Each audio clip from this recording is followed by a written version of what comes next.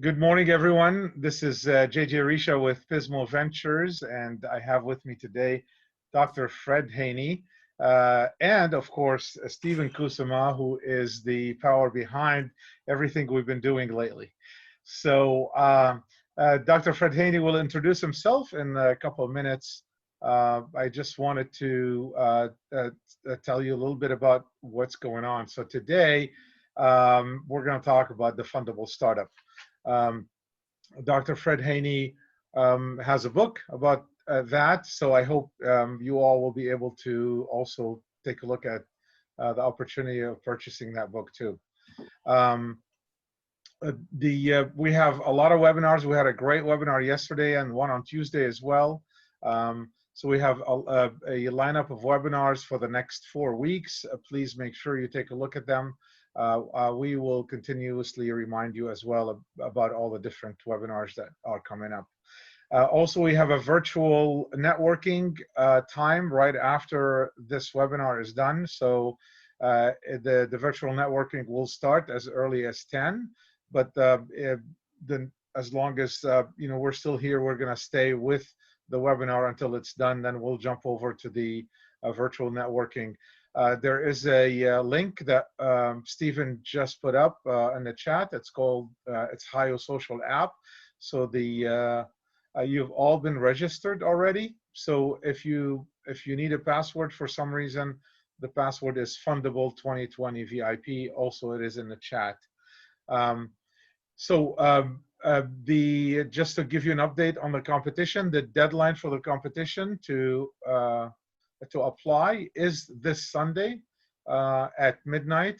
You also must provide all your submission materials, which is a 15-slide deck, a 3-page plan, and a 60-second video pitch. We will have about 2 weeks between now and October 12th, where the second round will happen. So during the first round, there's no live judging.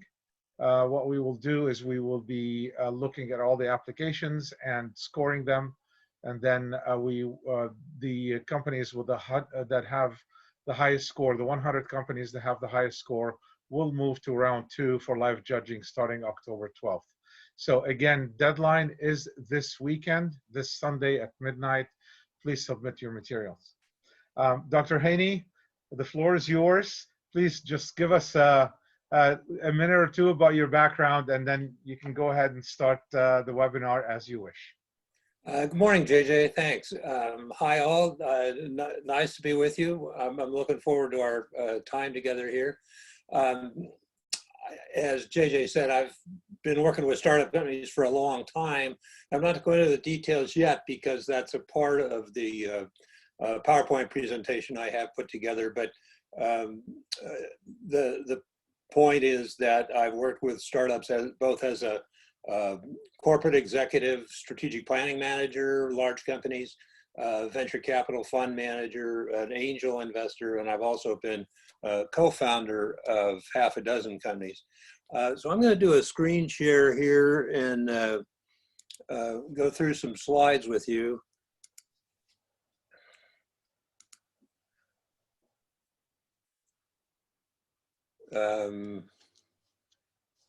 I didn't get the slide that I thought I was going to get. There we go. So this is the cover of the book I wrote that JJ talked about. It's called The Fundable Startup, and it deals with the issues surrounding startup companies, early stage companies, and getting them funded. And in July, it achieved bestseller status on Amazon. I'm going to give you a quick look at the things we're going to talk about today. I'll give you a little background about myself. I will do the introduction that JJ promised. We'll talk a little about a thing called Steve Jobs' Law. I'll summarize the logic of the Fundable Startup, kind of how I'm thinking about startups. We'll talk about competing for capital, which is what startup companies have to do. We'll talk a little bit about VCs, how they think about things, how many deals they do, what's their perspective on startups. We'll define what the VCs mean by a good deal. And when I say VCs, by the way, you could substitute angel investors probably. I mean, this isn't just about going to venture capital funds. Any serious investor is going to play by pretty much the same rules. We'll talk about what it means to attract capital. The subtitle of my book is How Disruptive Companies Attract Capital, and that has a special meaning. We'll talk a little about risk and how you manage it. How do you think about value in a startup company? What does it mean for a CEO to be fundable? Are there shortcuts to becoming a fundable CEO? We'll talk about some case studies, some specific companies that got a fundable CEO in place and how they did that. Company building skills is important. The company building skills of building a startup are a little different than the kinds of things you learn in traditional management. And that's an important thing for founders to understand. Little broad brush comparison of entrepreneurs and CEOs. Bootstrapping is an important concept. It's a way for companies to get over some of these hurdles. We'll talk about advisors, what kind of advisors you should be looking for. A little about crowdfunding, more from the investor's point of view and kind of what the issues are there.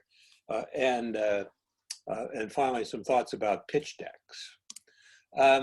So here's a little of my background.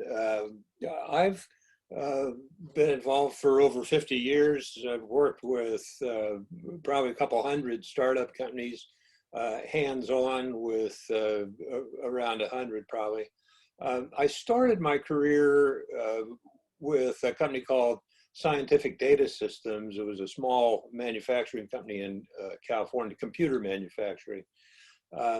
And shortly after I joined, it was acquired by Xerox.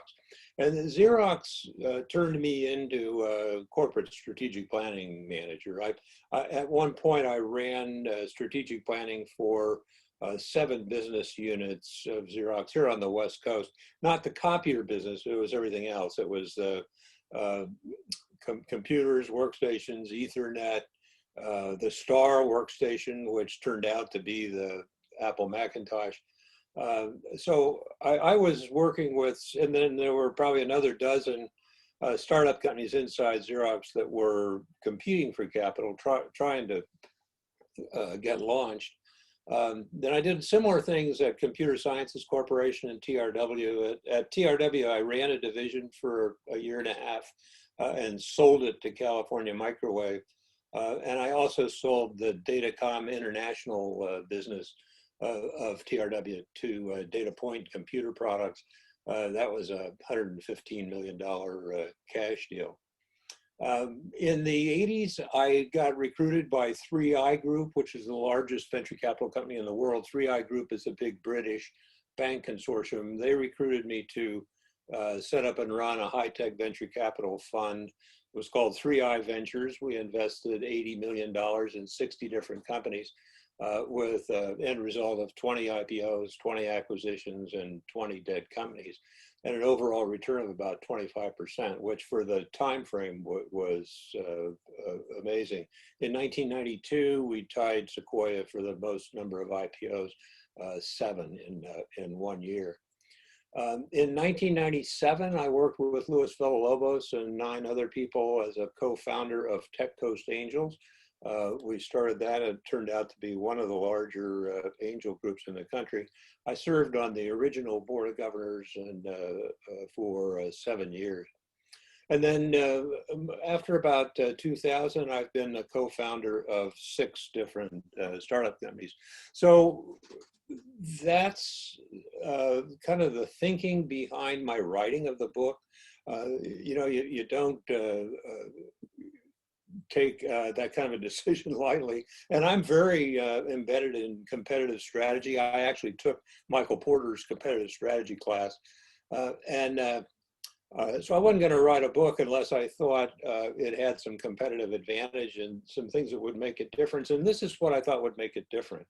my experience is not just over a long time, but it's from a lot of different perspectives. And I've tried to weave that into the book. So one of the things that, I'm going to jump into these slides. I'm happy to have you interact if you have questions about the specific slide. Let's not wander off, but if you have comments or questions about the slide I'm talking about, feel free to raise your hand for JJ and jump in. There's a thing called Steve Jobs' law. It's not widely published, but it was published a number of years ago. And Steve Jobs said, founders make the best CEOs. Well, easy for him to say. I mean, Steve Jobs was a good CEO, eventually. And there are some, it's probably true that if you look at some of the best mega companies in the high-tech world, that they were in fact run by the founders. But that's also an exception. I mean, in my experience as a venture capitalist and the experience of other venture capitalists, founders don't usually make the best CEOs. They don't usually have the kind of experience that it takes to build a successful company. So this Steve Jobs law was one of the things that sort of propelled me to write the Fundable Startup, because my experience was just different. I mean, out of 12 companies where I was directly involved, 3i, I made investments directly. You know, I managed the fund, but I also was a direct investor in 12 companies. In 7 of those, I had to replace the CEO because things just weren't going right. So here's a little summary of the overall logic of the Fundable Startup. You know, how am I thinking about things? First of all, investors have lots of deals on the table. They've got their pick of the best ideas and the best CEOs and management teams. And it's important to understand that. I mean, the VC you're talking to has dozens of business plans on his desk. And some of them have really good ideas. Some of them have CEOs and management teams that have built companies before. So it's important for startups to understand that they're having to compete against companies like that, other startups with those kind of credentials. And with respect to management, it takes 15 to 20 years most of the time to become a seasoned CEO. Most CEOs are 45 or over. So when you put that together, you've got to have a strong team if you really expect to get capital from a venture capital fund or from any investor for that matter. But there are some things you can do regardless of the past experience of your team. There are some things you can do to create market traction, reduce the risk to investors, and basically prove that you know what you're doing. So it's not all hopeless. I mean, the fact that you don't have 20 years experience as a CEO doesn't knock you out. It just gives you a few additional hurdles that you're going to have to jump over. Let's talk for a minute about how many deals the VCs do, how active they are. I said to a friend a couple months ago, we were talking about this, and he said to me, he said, you know, the VCs do less than 1% of the startups. They're hardly even a factor. I mean, they'll tell you they do like 1 out of 100. Well, that's true, but if you look at the companies that are going public, 1/3 of them have venture capital backers. So what does that tell you? You know, yes, it's true the VCs are being extremely selective, but somehow they're involved with 1/3 of all the companies that are going public. What that tells me is that they're doing a pretty good job of cherry picking some of the best deals out of the pile of 100. And that's important to remember. I mean, don't think of the VCs as irrelevant. Just think of them as pretty good at figuring out which couple of deals out of 100 are likely to be initial public offering opportunities. It's really important to understand that the venture capitalists or any investor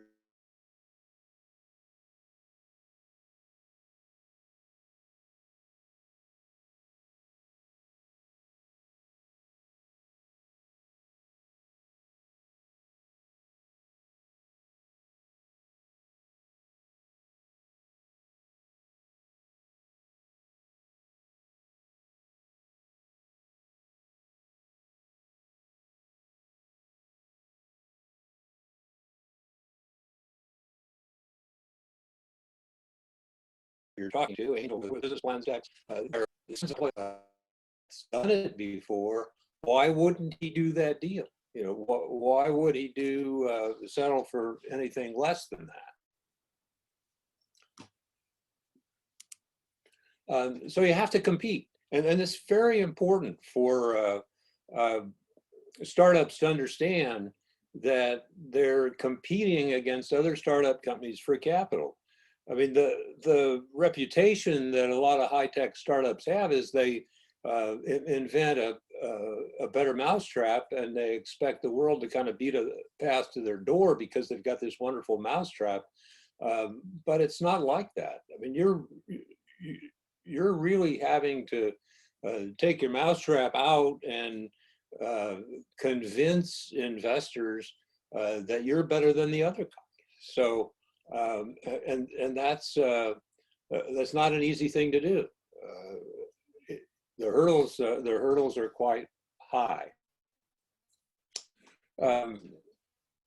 It's important to understand where investors are coming from, whether you're talking about VCs or angel investors.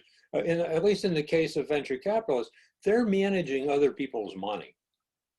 Well, what's the significance of that? Well, the significance is that they're going to be real careful not to lose very much of other people's money if they can avoid it. It makes them risk adverse. They're going to manage risk very carefully. We'll talk about that some more later, but that's an important part of the venture capital thought process. You know, what are the risks around this project? Can I live with them? Can I mitigate them? Or should I just go on to a different project?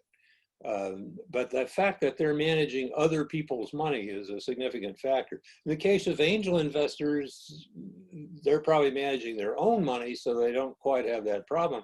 But they're risk adverse for a different kind of reason. You know, that because they're managing their own money, and they don't have, at least not all of them have tons of it, so they're having to be careful, or their spouses are going to get really bad at it if they lose too much.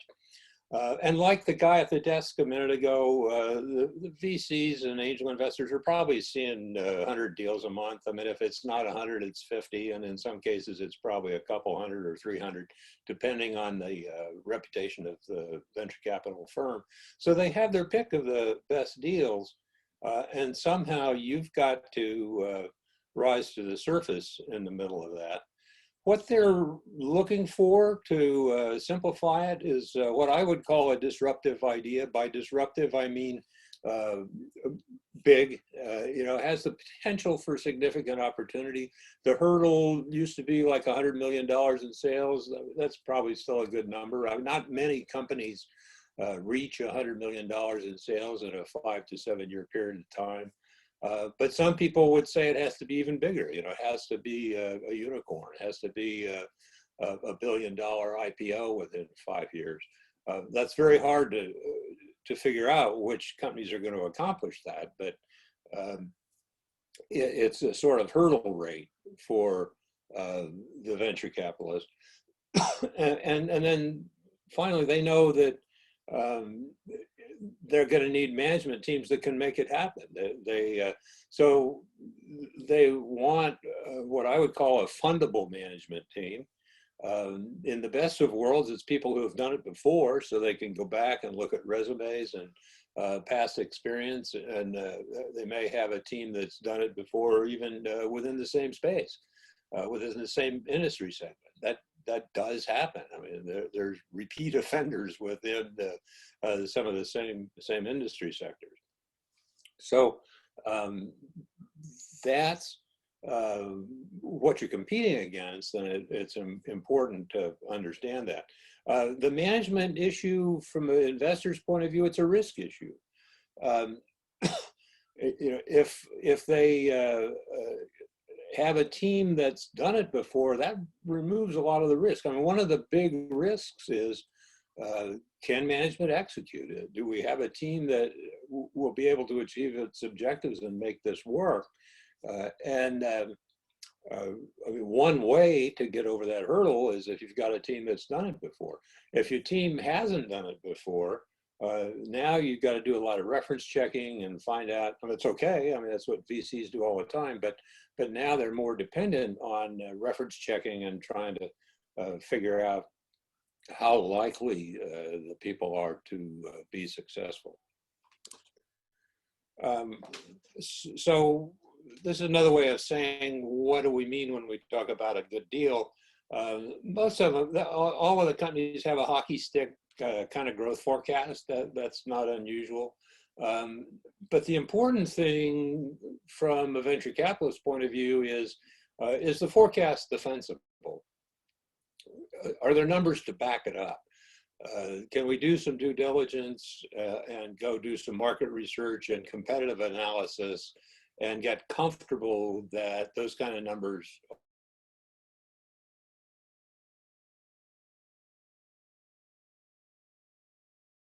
are achievable? How much, when they went out and did their analysis, can defend their forecast? That's a very important part of making presentations, to be able to defend your revenue and profit forecast. And then again, the more successful a management team and CEO have been in the past, the better from an investor's point of view. So the subtitle of the Fundable Startup is How Disruptive Companies Attract Capital. My concept there is, look, you can run around pounding the pavement, banging on doors forever. That's a difficult way to raise money. It's important to remember that VCs are looking for good deals. I mean, they're in the business of going out and trying to find attractive investment opportunities, which means deals where they're priced reasonably, where they think they can make an attractive return on investment. Again, they have a really good, compelling idea and a strong management team. So VCs are out looking for those kind of deals. So you shouldn't have to pound the pavement if you've got that kind of a deal. If you've got a deal that really represents a good opportunity, now it just becomes a problem, a challenge of packaging it up in an attractive way and getting it in front of the right people.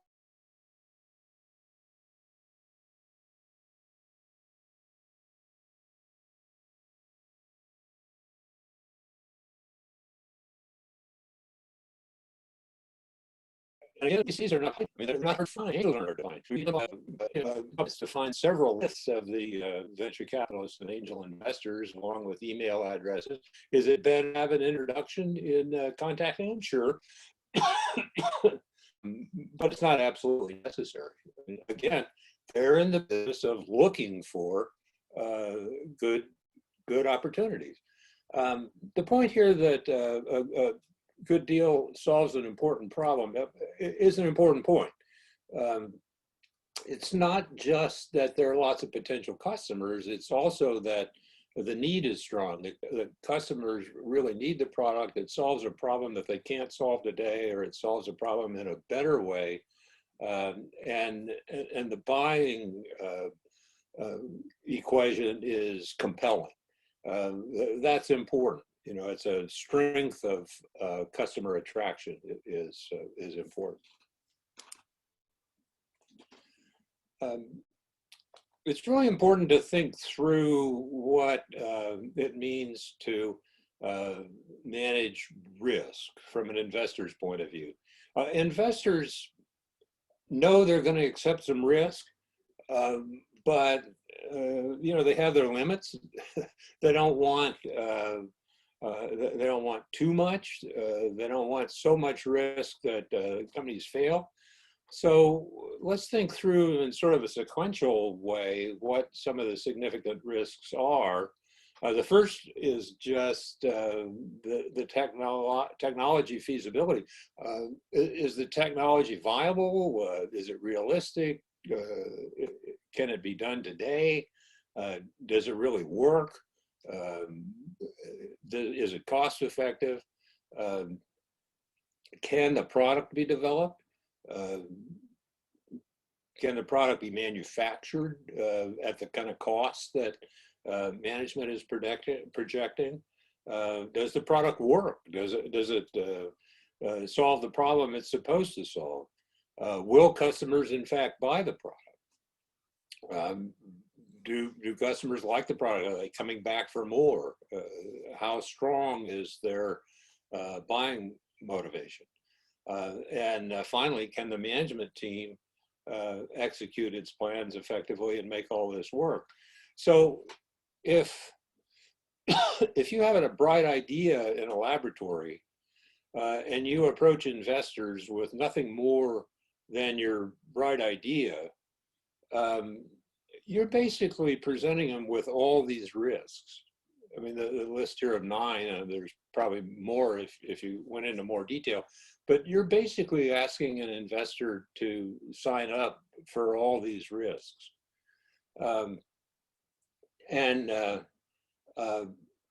It's difficult for an investor to accept that much risk. I mean, that's partly why you don't see VCs doing sort of pre-seed deals.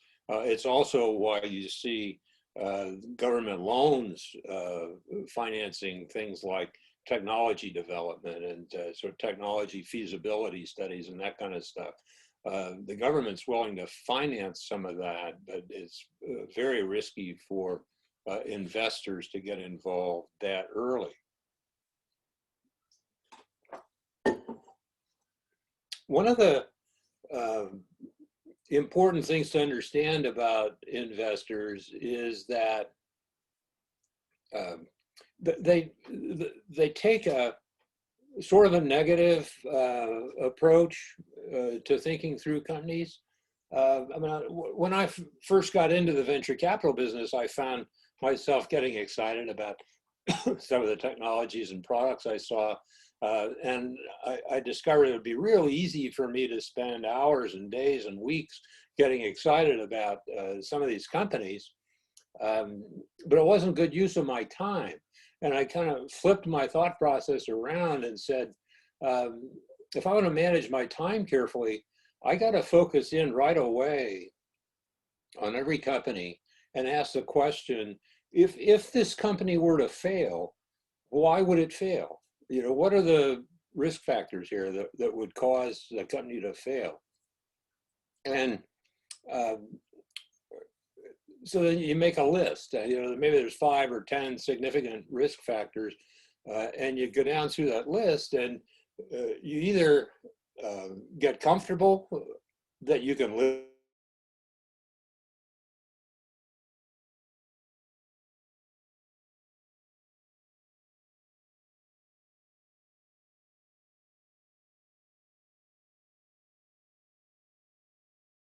with the risk, or you find a way to avoid it, manage it. And if you can't, so risk management is important. Risk management is an important part of the thought process. And I've got these kind of in a sequence here on purpose. Because one of the things we're going to talk about is bootstrapping, sort of doing as much work as you can without going out and raising capital. And I recognize not every company can do that, but these days a lot of companies are able to do some bootstrapping. If you can bootstrap a company to the point that you've eliminated the technology risk, you've developed a product, you've shown that it can be developed, you've shown that it can be manufactured for a cost, you've shown that the product works, you've shown that the product solves a problem, you've got a few beta sites out there, you've placed some product with customers, the customers are happy and they're writing you nice reference letters, you've eliminated an enormous amount of risk. And now when you go to investors, it's really more about management execution risk. Can management get the job done? And then the risk that's remaining is, can we scale this up? You know, is this something that we can scale to a national level or an international level? And that's a risk that investors can get their arms around. I mean, they can do some diligence and figure out if they're willing to accept that risk or not. So we'll talk about that some more, but this is kind of the fundamental argument for bootstrapping your company as far as you can and taking as much risk out of the equation as possible. Let's talk a little about the value of companies. There's a subtle thing that happens here, and I'm not sure many people really understand it. I've got two companies. I've got company A and company B. They have the same forecast, $75 million in 5 years, $9 million in profit in the 5th year.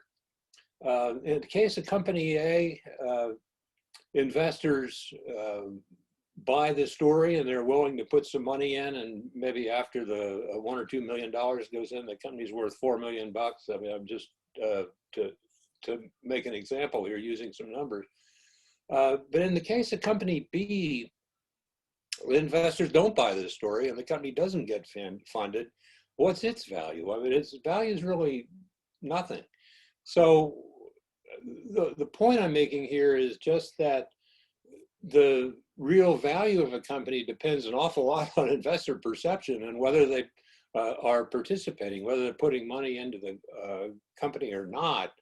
I mean, you can say all you want about your forecasts and your projections, but there's not really value there unless you've been able to persuade somebody to put some funds in.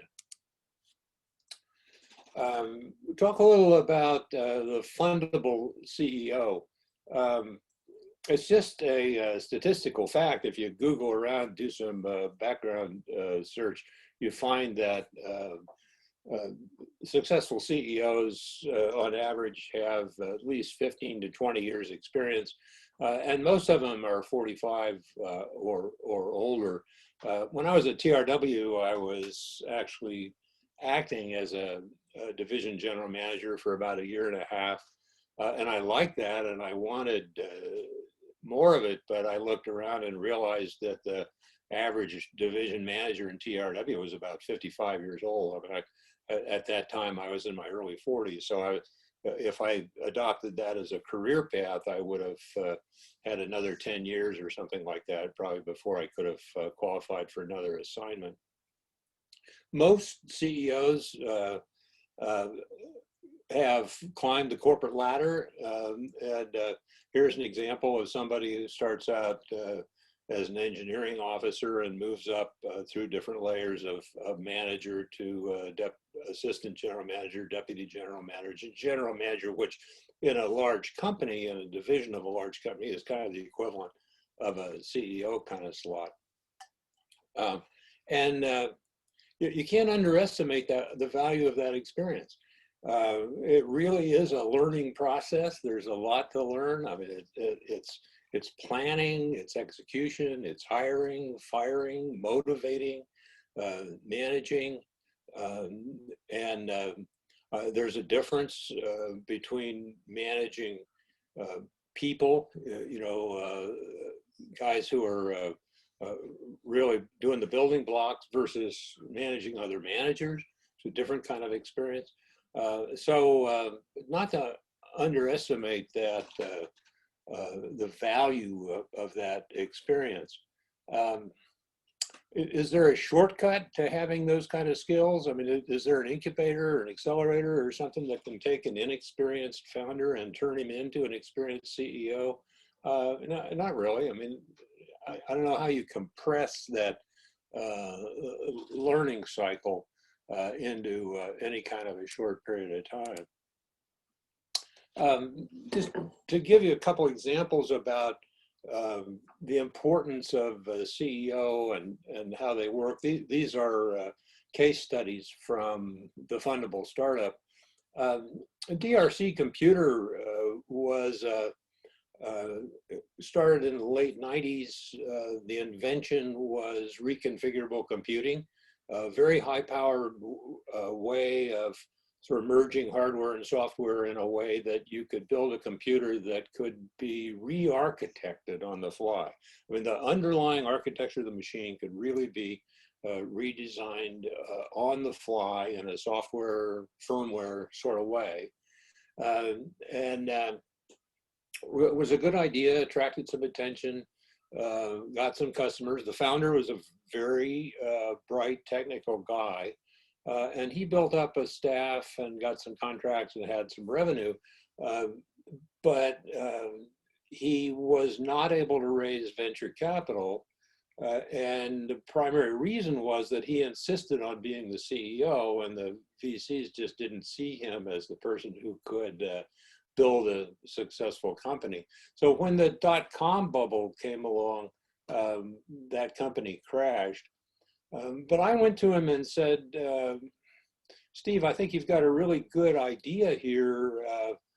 We could probably build a company, but we're going to have to bring in an experienced CEO. And he said, fine, do what you need to do. So it took us a couple of years, but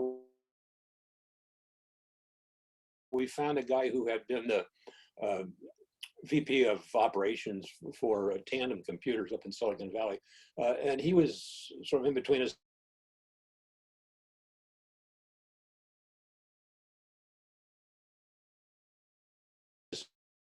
Raised $7 million, went out in the company and sold it, and he has the most powerful gene sequencing computer there is.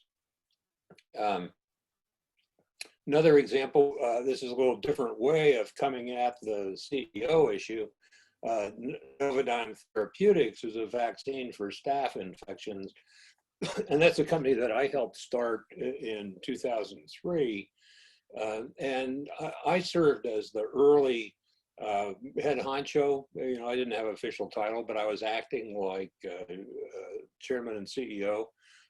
And it was about a day a week kind of job. We were just pulling ideas together, looking at different options. The technology was in an animal testing phase at that time, so it was kind of a slow-moving process. But then finally, we put together a business plan and went out and got a commitment for $18 million from Domain Associates, one of the top biotech venture capital funds. And the deal there was, as soon as we get some money in the bank, we'll go to one of the executive recruiting firms and recruit a CEO from the industry, so from the vaccine business. So in that case, I served as a sort of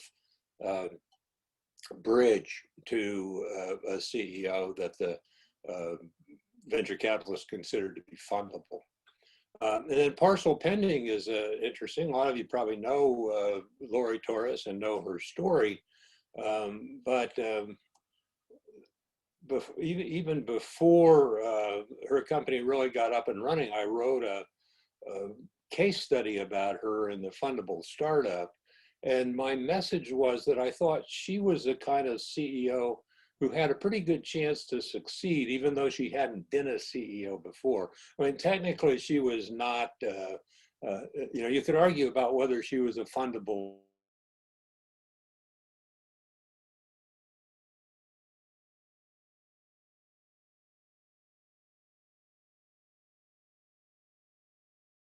CEO of a company, or it's also hiring, firing, and finding, and all the mechanics that you have to do to manage people effectively. So it looked like she had the right kind of background, and sure enough, she did a great job of building Parcel Pending and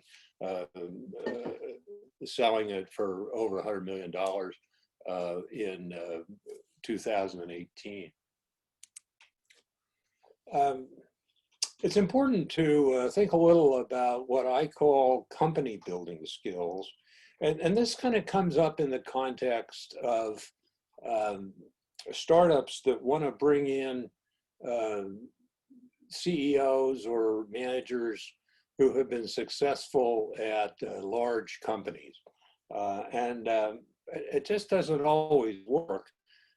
One of the reasons for that is that the skill set required to build a startup is kind of different. You know, they're not necessarily skills that you learn in a large company. And here's some examples. You know, how do you go out and find the right lawyer to incorporate a company? How do you go through that process of incorporating a company? There are a lot of decisions that have to be made.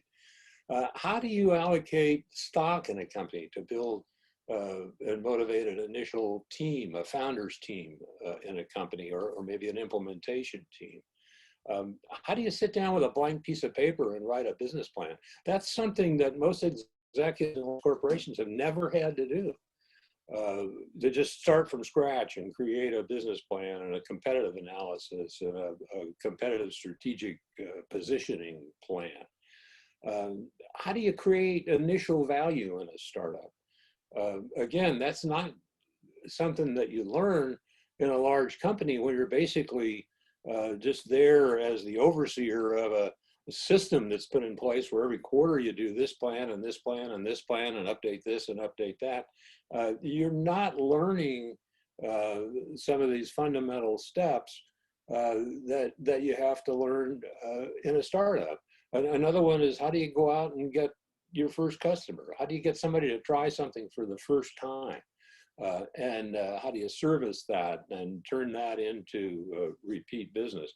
I mean, I could go on, and I think the list is longer in the Fundable Startup of these kind of company building skills. And it's important to be aware of. I mean, some startups are just,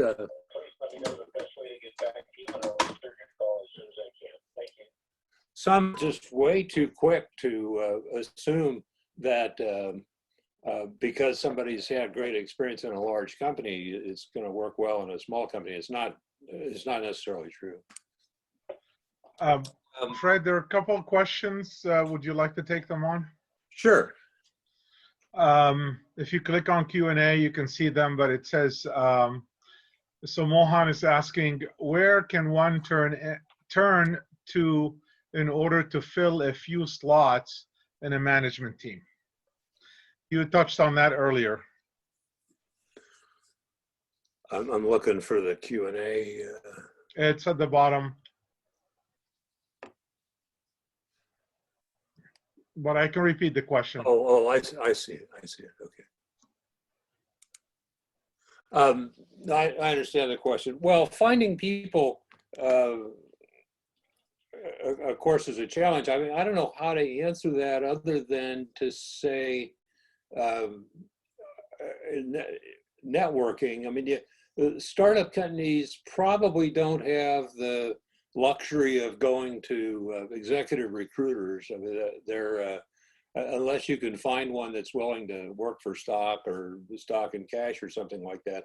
So you probably have to just go out and do a whole lot of networking and ask a lot of people. One of Lori Torres's little mantras I really liked.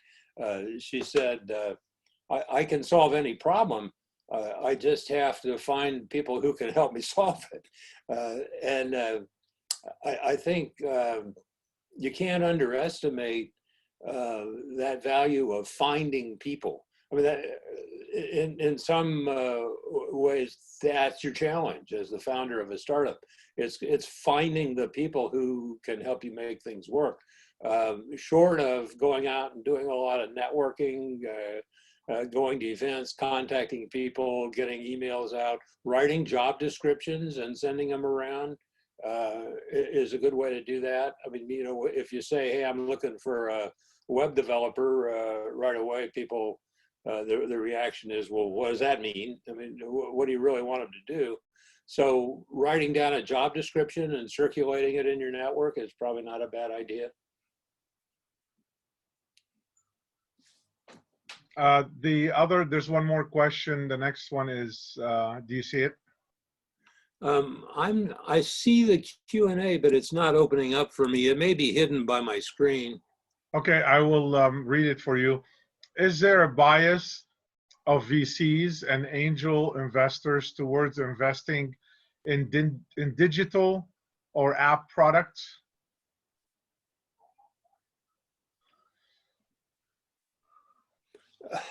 Hard question. Let me answer. I'm going to answer that in a couple different ways. I'm going to answer yes, and I'm going to answer no. If you look back 30 years or so, the venture capital world was focused primarily on chips and technology. And that evolved through several different iterations of chips and application-specific integrated circuits and more software and kinds of things. And if you look at it today, there's a lot more of what the questioner referenced, apps and software, digital applications, that kind of stuff. So yes, there's been a huge evolution in that direction. And if you look at it today, the old-fashioned technology is probably just the tip of the iceberg. The iceberg is probably apps and software and all this other stuff. So that's the answer. For me, the no part of the answer is really difficult sometimes to do due diligence on apps and software. It's very hard to figure out who the winners are going to be, and a lot as you're dealing with consumer as a buyer, you know, business to business is not too hard to figure out. But if you're dealing with business to consumer, and the consumer is the buyer, it's hard to figure out. I mean, how do you know which restaurant's going to work? How do you know which food delivery service is going to really take off? So while I think there's a lot more of those kind of opportunities, I also think it's a lot harder to get your arms around those and a lot harder to do really good due diligence around those kinds of projects.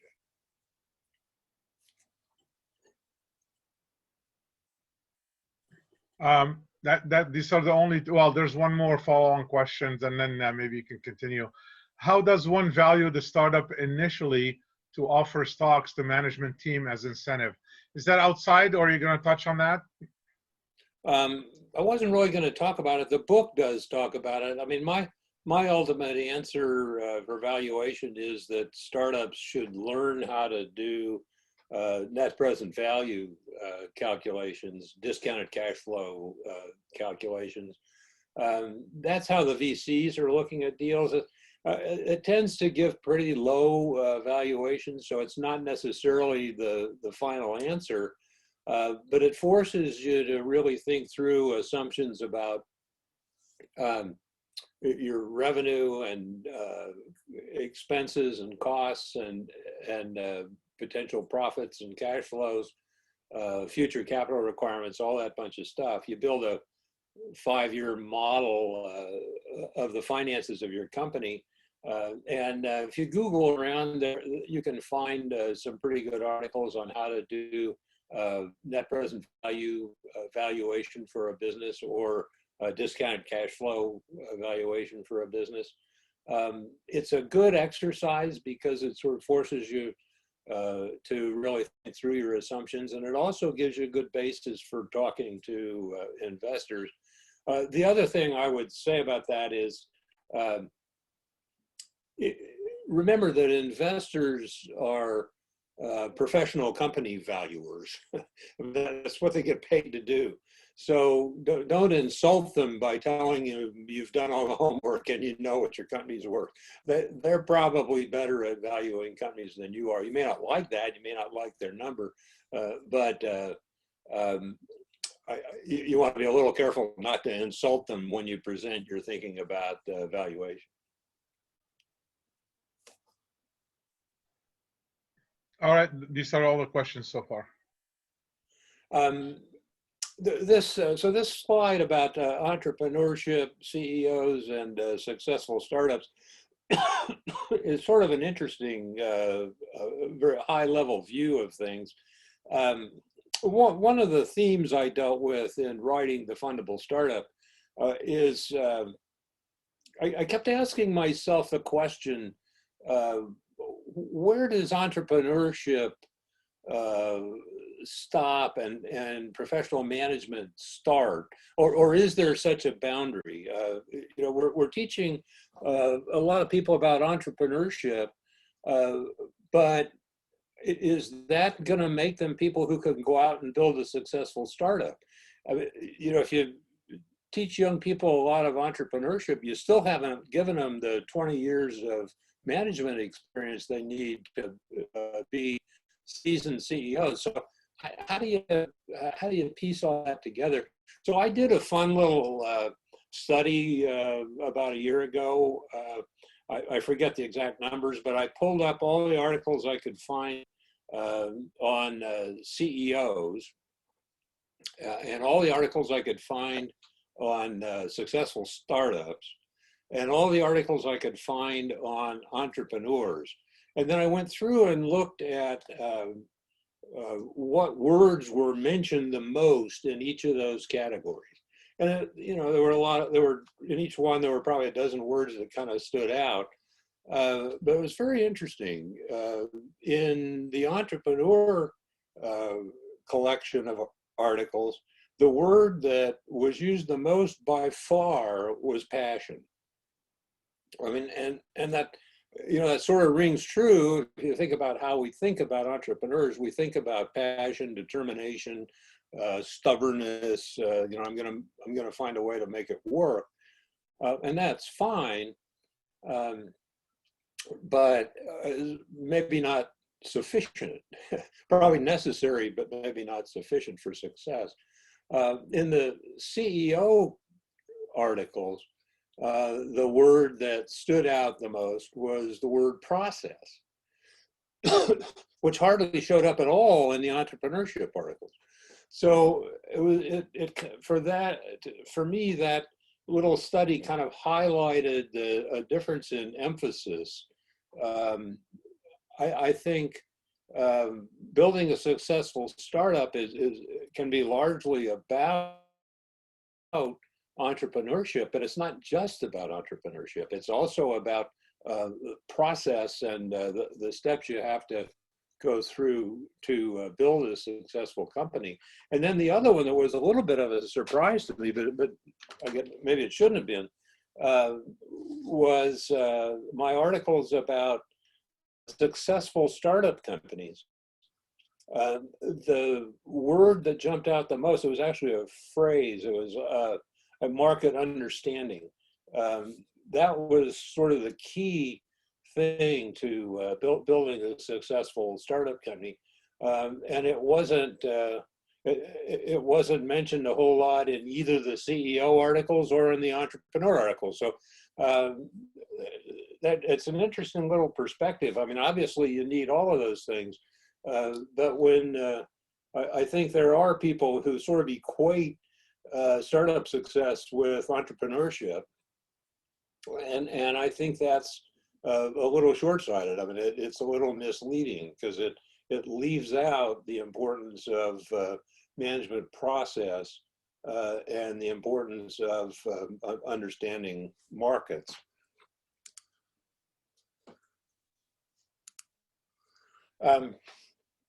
So one way out of this for companies, I mean, if you're not a seasoned CEO and you don't have a good path to a seasoned CEO, probably your best alternative is to bootstrap your company.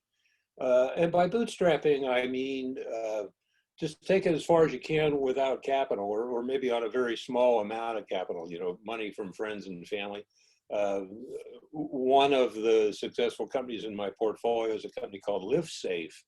That is an app for crime reporting.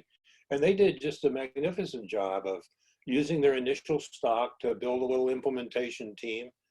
They built the product, they got a few customers, they got some national recognition, and they were able to leverage that into some angel capital. And as they went about their angel fundraising, they ran into a guy who had been the CEO of a very successful company, and he got interested not just in investing in the company, but in actually coming in and running it. So it was a really good pull yourself up by your bootstrap kind of process. Started with a team, led to a product, finally got some customers, a lot of positive feedback from those customers, and the end result is a company which has now had a couple rounds. I think they've raised, I think they got $5 million from Barry Diller's venture capital fund, and then maybe another $5 million from Fred Smith, the founder of FedEx. So it's still a private company, but they're doing quite well. Let's talk for a minute about advisors. I think one of the most difficult challenges for startups is to know who to talk to for advice. I mean, I can't tell you how many startups I've seen go down the wrong path because they just took advice from easy advice from friends and family, you know, the people they knew, which is probably the wrong thing to do. And I'm trying to illustrate a point here. There are people who advisors who have just sort of seen everything. You know, whatever situation pops up in a company, they can sort of tap into their prior experience and say, well, yeah, I've seen that before. I've been there, done that. I know how to deal with that. And it's probably not someone who just has one or two or even half a dozen startups under his belt. You're probably talking about somebody who's dealt with dozens of startups directly, you know, as a director, as an investor, or as a participant. And there are people like that. I mean, I know there aren't a lot of them, but there are people like that. So I liken it to LASIK surgery. You know, if you're going to have LASIK surgery on your eyes, you go out and find the surgeon who's done the most cases, or second or third or something like that. But you don't go to somebody who's just getting started. And I think the same thing applies here. The best advisors are the ones who have really a broad range of experience. There are different ways to get that. Of course, venture capital is one of them, and most of those guys are too busy being billionaires to be advisors to companies. But that is part of the value of getting venture capital into your company, is you're probably getting a director who has been involved with dozens and dozens of companies. And most of those guys, or at least a lot of them, are really good, experienced, seasoned company builder kind of people.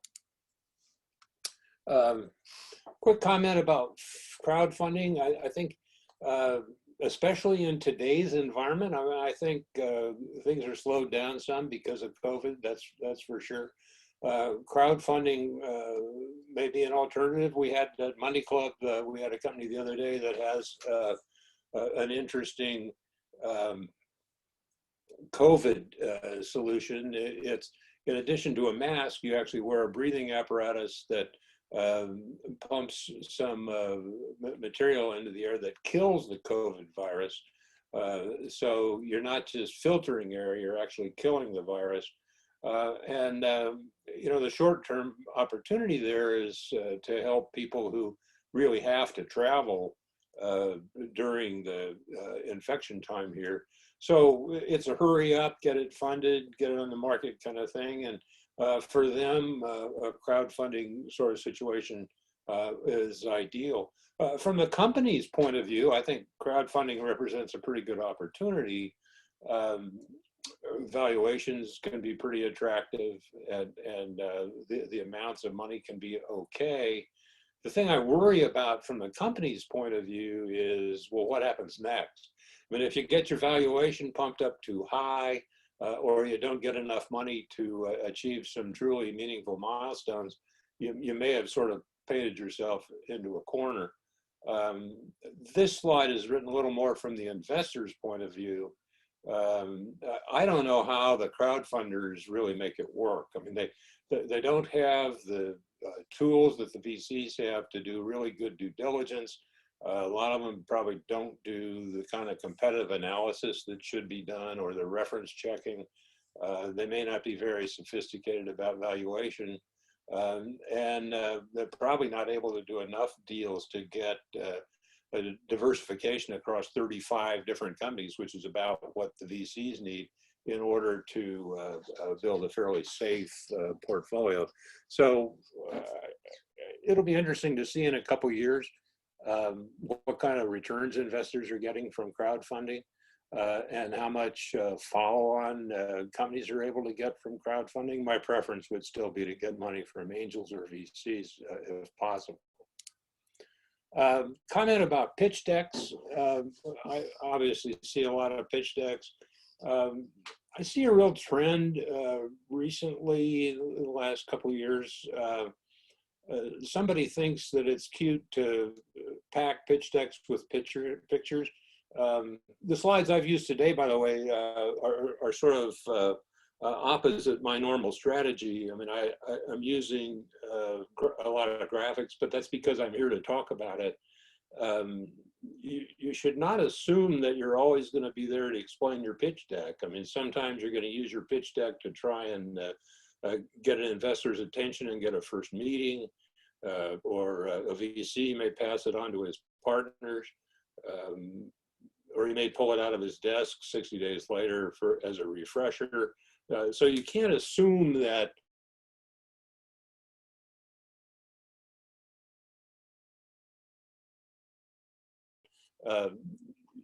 you see an awful lot of pitch decks that have graphics that just are not self-explanatory. They're complicated.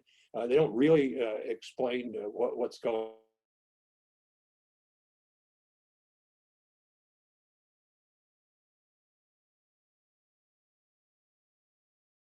on.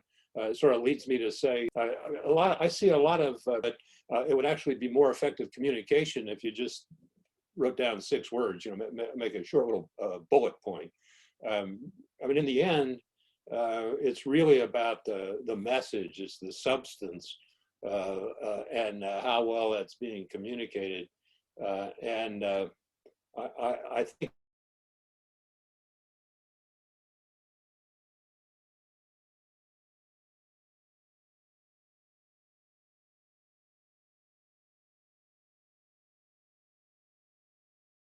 the safe assumption is that those slides to somebody. So that's wrong too. You don't want a lot of words on the slide. You don't want people reading while you're talking. So you want to stay with short bullets, but you can say an awful lot with short bullets. So that's what I had to say for this morning. JJ, glad to do some other discussion or questions if there are any. Well, thank you very much, Fred. Take off the screen share. Yeah, you can. Yeah, and there's a couple of questions. I'll read them for you. One is that says, "How?" It's a hard one, but I hope you have an answer. How does one maintain confidentiality of an idea when asking for seed money. Sharing the idea and innovative process to solve the problem exposes concepts to public who may take the idea and possibly compete with the founder of the new startup. And he's saying even a pitch competition like Tecos Angels or a business plan competition like we were doing kind of exposes it as well. Yeah, it's a good question. Several answers. I think one is in some cases, and I don't know if it's the case here or not, but in some cases, the technology is kind of rich enough and deep enough that you don't have, investors don't have to know the whole story, especially not right off the bat. So sometimes you can sort of summarize, but you don't have to give them the patent application. I mean, you don't all of the details. So I guess solution number one is, can you summarize in a way that conveys the essential information, but doesn't convey the proprietary information? The other thing I would say, and I've been up against this problem more than once, the other thing I would say is if an idea is so fragile that the mere whisper of it would cause other people to go do it, then maybe it's not what investors are looking for. I mean, we haven't talked a whole lot about an important criteria that investors have, and that is sustainable competitive advantage. Investors want to know that they're investing in ideas that have a 15 or 20-year lifetime, that they have some kind of proprietary advantage, whether it's patents or proprietary process, trade secrets, something that sets it aside and makes it difficult.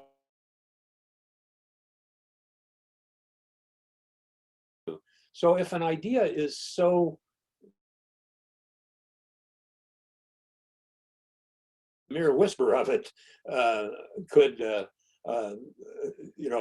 launch a competitor, then you have to wonder if it really has sustainability and enough competitive advantage to attract investors.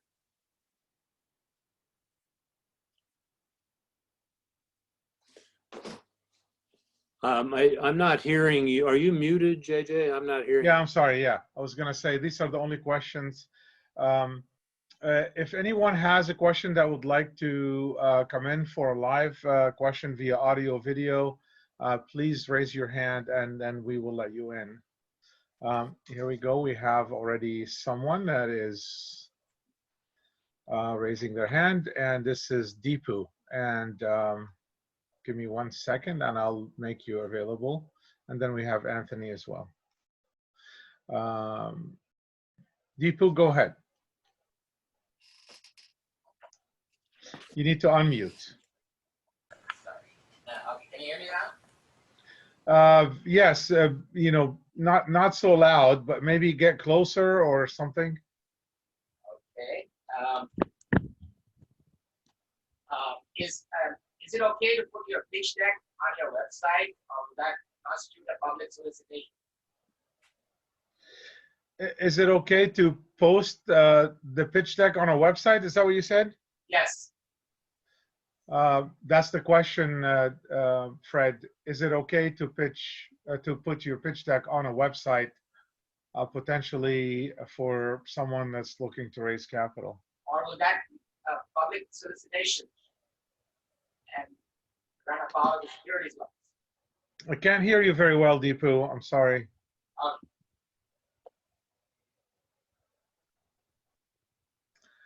Fred, any? Oh, Fred looks frozen for a second.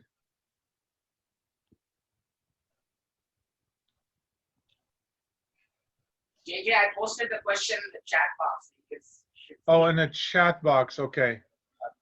Is it okay to put your pitch deck on a website, or? I think I've got enough to. a lot of companies do their pitch deck on the website. I don't see that it's a big problem. There might be a question for a lawyer. I think he was kind of breaking up, but I think he also asked the question: is that could that be seen as a public offering or something like that? Right. I would be a little careful about that. You might want to ask a lawyer about it. I guess my real question would be, what do you hope to accomplish? I mean, the people who are going to come to your website and take a look are probably more interested. I would rely more on targeting to get your pitch deck in front of the right people. So I wouldn't expect much in the way of results from just putting it on your website. And I would check with the lawyer and make sure you're not violating some kind of registration regulation. Okay, Anthony, do you still want to have a question? Because you had your hand raised. If you do, please raise it again. Here we go. Okay, go ahead, Anthony. Unmute. Okay. Fred, thank you very much for your talk. I actually own your book and I've read it. So your talk actually has been very beneficial. So quick question. I'm a judge in this competition and I'm on an advisory board for a startup. The startup is, and the startup is not participating in this competition, but the startup is an R&D effort to exit. And the reason that it's an R&D effort to exit is it's 8 guys building technology, designing technology that's going to go on jet airplanes. So in other words, 8 guys cannot service the entire airline industry of the world. The technology will have to be immediately acquired by Boeing or Airbus. In that perspective, what do you do with a company when it's an R&D effort to exit? Any thoughts? Anthony, you fell off a little at the end. I missed after the last sentence. What do you do about what? What do you do when a startup is an R&D effort to exit? In other words, you're not going to sell X number of widgets to Y number of customers, make Z number of dollars. You're going to design technology that will be immediately have to get acquired so that technology can hit the industry. I'm not sure you get a lot of interest from either VCs or angels in that.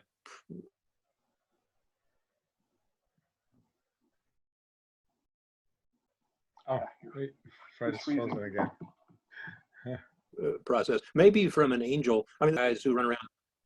Okay. There are guys flipping them real quick, but most of the investors are looking to build value in a startup and exit over a 5 to 7 year period of time.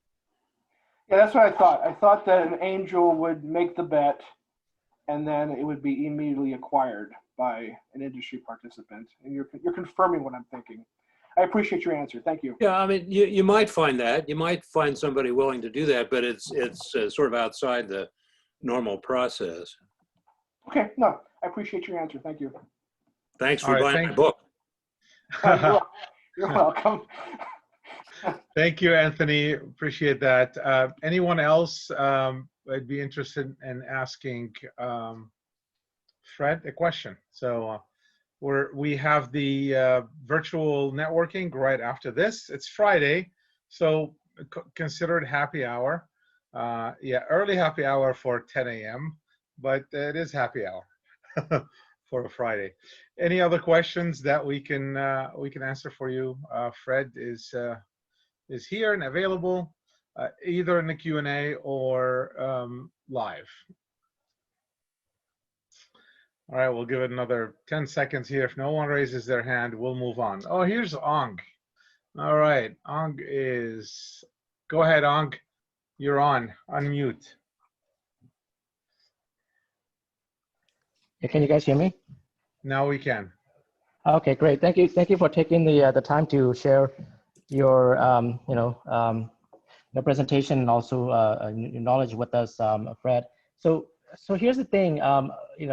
I've been in a different industry for many years, almost 20 years. But then I'm bringing the passion that I grew up with, I guess I'll just share with you. It's basically it's the entertainment industry. My family grew up in, so I saw the need and then the problem exists.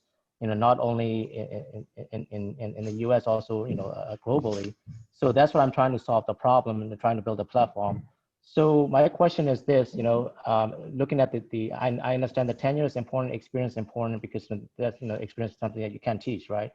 So, but then having said that, like how much of I guess leniency that when investors look at it from perspective of the founder or co-founder can bring to the table, that's kind of like let's just say transferable experience in sales, marketing experience, even though it's not the same industry. How much of that leniency can they look at, or do they prefer to bring in another outside CEO in the industry to be considered as a fundable business model? Good question, hard question to answer. I mean, I probably don't know enough of the detail. I would refer you to my little story about Lori Torres. I mean, she, and actually, there's a point here that I'd like to elaborate on a little bit. Lori had extensive management experience, and she was able to parlay that into success as a first-time CEO. One point that I would make is I see a lot of founders who undertell their story. They don't really tell their story about their career and their management experience. I see a lot of slides where the team slide has 6 pictures on it and a couple titles. This guy worked at Xerox, this guy worked at IBM, this guy worked at TRW, and that's the end of it. And when you really get into it and you say, well, wait a minute, why would an investor invest in this CEO? They say, well, it turns out that they actually have some pretty good management experience. So I would document your experience, tell your story. See how close you can come to convincing people that you've got enough experience to pull this thing off. Okay. And whether it's enough or not, I don't know. I mean, again, the investor you're talking to is sitting there talking to some people who have a lot of previous success. I guess another thing you're kind of facing, I don't know exactly what kind of a product you're building, but entertainment industry tends to be kind of a thing by itself. I mean, the venture capital and angel investors don't necessarily do a lot of deals in the entertainment industry. Yeah, it's a little bit of I guess disruptive way of approaching. I mean, not only Hollywood. We're talking the entertainment industries, as in like music, the performing arts, theater. But anyway, I'm trying to build a platform. But my background is in sales, 20 years. But I'm coming out of mostly 16 years in pharmaceuticals. So but my family always has been in the film business, and I started out in music. So that's where the passion is. But anyway, yeah. Just be sure and tell your story about your own management experience, and don't be bashful about it. Maybe a separate slide, maybe a resume, but make sure the investors you're talking to understand your background and what your strengths are. Great, thank you so much.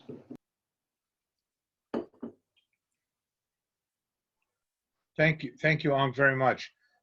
Thanks, Fred. We have a couple of questions in the Q&A section. One from Stephen that says, is there a threshold ROI that a VC needs?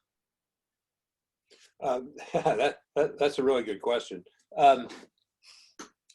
The ultimate objective of venture capital funds is to provide a return that's higher than you can get from real estate or the stock market.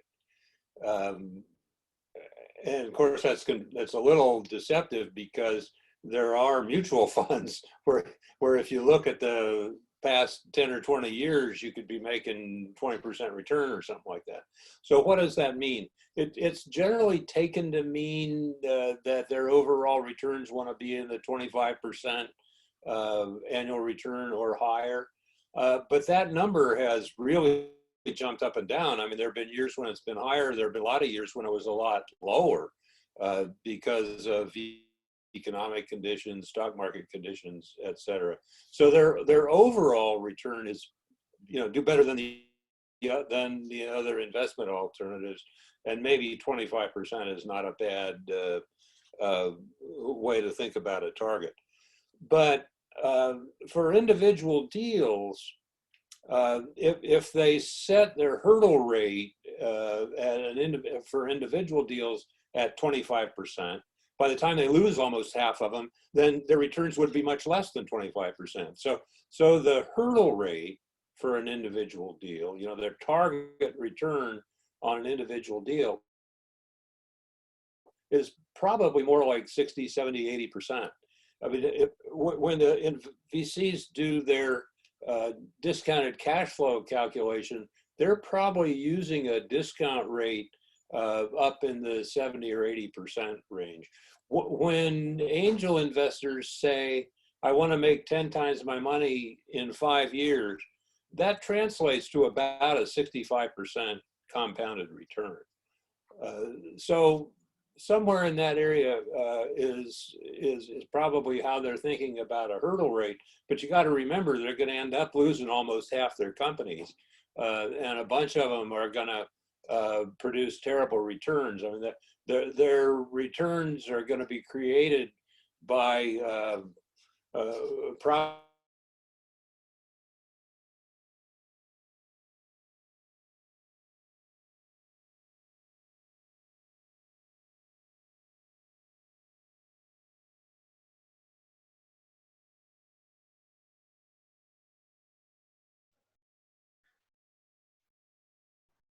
That's the longest phrase so far. probably maybe 20 or have 1 or 2 acorns that make the average pretty much a statistical. All right, you froze for a bit, Fred. All right. Any other questions? I think we do have a couple more questions here. So Stacy asks, any tips for angels to minimize risk? We usually invest very early stage, so the risk is far greater pre or low revenue. Well, first comment would be, in the venture capital world that I know, the VCs also invest at very early stages. I mean, it's probably less today because the funds have gotten to be so large, but traditionally VCs also do seed and startup deals. So they're facing that risk. My number one piece of advice to the angels, I think, would be make sure you're getting enough money into your companies to achieve some significant milestones. I mean, I've seen the angels over and over sort of make the mistake of building a bridge halfway across the river. It turns out in retrospect that the company really needed $2.5 million to get to the next milestones, to get the product out, get some customer feedback, step up the valuation so they could go out and raise more money at a higher valuation. But the angels say, well, all we can get is $1 million, so we'll just go ahead and close on that and see what happens. To me, that's a big mistake. It's really important that you get enough money into these companies, along with some cushion. They need 6 or 9 months cushion to go out and raise the next round. You've got to have enough money to go out and achieve some really significant milestones. Thanks, Fred. Another question from Stephen.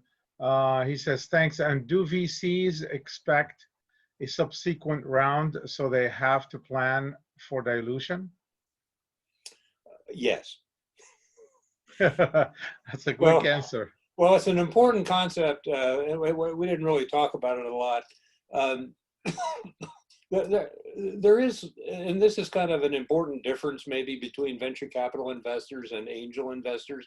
Angel investors don't like dilution. They don't like capital intensive companies. They don't like to have to come back and put more money in. But for VCs, that's just part of the deal. I mean, the VCs expect to do the Series A, Series B, Series C, maybe Series D before they actually get a company public. And they know there's going to be dilution. They're planning on that. And they're not too put off by it.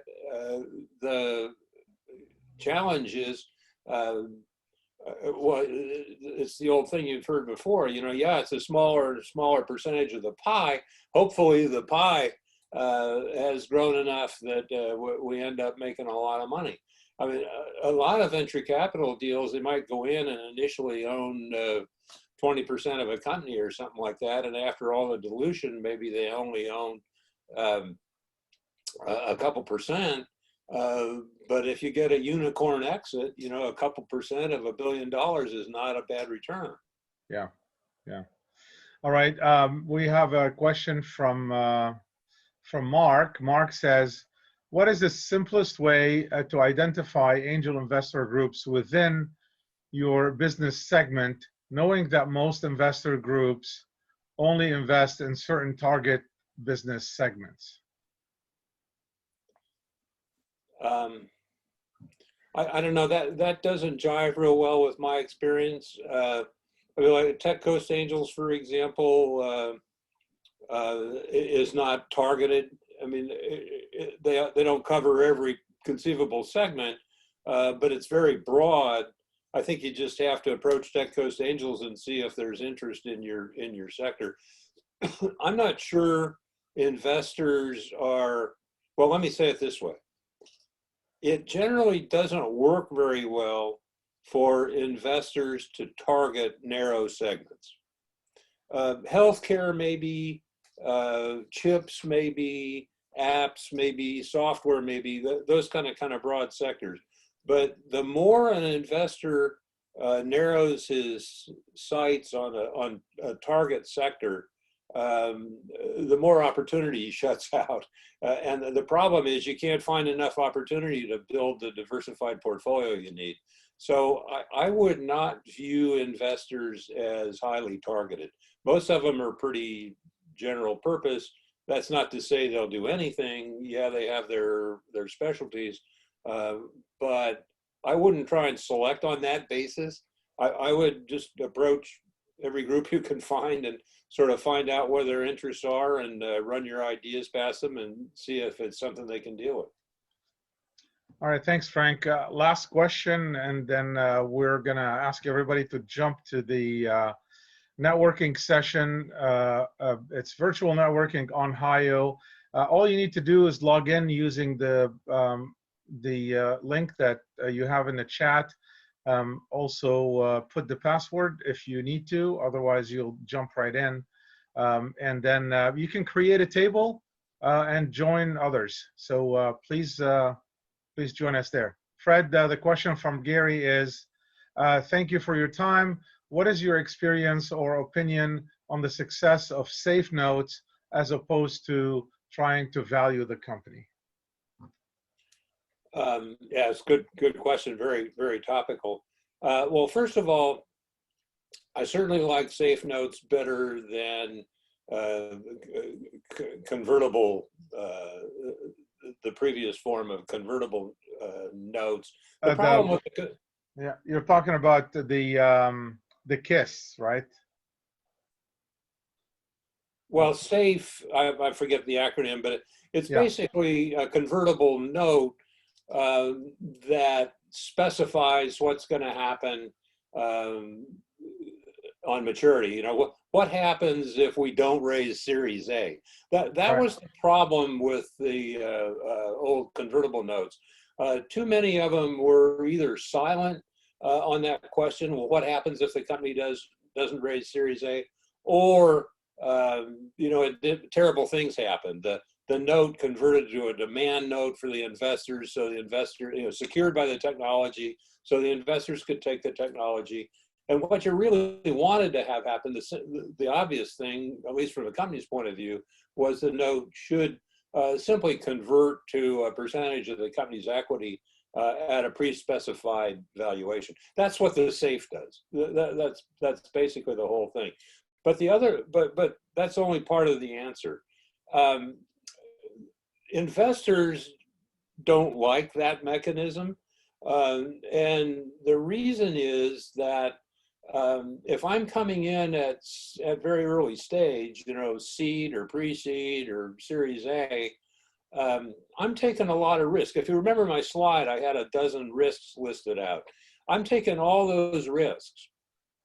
And if we're able to work through those, you know, numbers 1, you know, 10 out of 11 or 11 out of 12, for example, and then go to some venture capital investors for Series B, then why should I only get a 20% discount to the Series B price? I mean, I've taken all the Series A risk, and then the Series B guy comes along. What I'd like to do is step the value up 3 times, take it from 4 million to 12 for the Series B guys. So why should I pay almost the whole Series B price when I took all the Series A risk? That's a real problem for some investors. Some of them kind of overlook it, but to their peril, in my opinion. All right, thank you very much, Fred. I think these are all the questions. Fred, I really appreciate the time, the energy that you put into this, and all your insight. This has been great. I've learned more today, and I'm sure everybody that's been on this webinar has learned as well. Thanks again for being part of this. You're welcome, JJ. Thank you for inviting me. Thanks, audience. Good questions. Thank you. And we will see you on the judging in a couple of weeks, I guess. Yep. We'll see you around. All right. Thanks so much. Talk soon. Okay, let's go to the networking. If you can, Fred, join us there too.